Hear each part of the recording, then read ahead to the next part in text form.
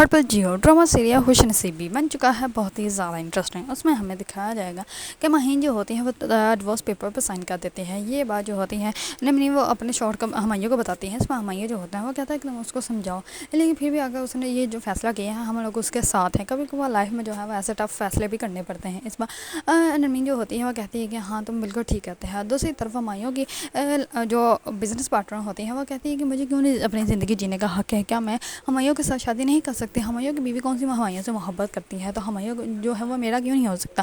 لیکن اس کو یہ بات سمجھ نہیں آ رہی کہ ہمایوں جو ہے وہ خود نرمین سے محبت کرتا ہے، اس کو نرمین کی محبت کی ضرورت نہیں، کیونکہ وہ خود اس سے بہت زیادہ محبت کرتا ہے اور وہ انسان ہے جس نے اس کو دعاؤں میں مانگا ہوا ہے۔ لیکن یہ بات جو ہے وہ ہمایوں کے بزنس پارٹنر جو ہے وہ سمجھ ہی نہیں پا رہی ہوتی۔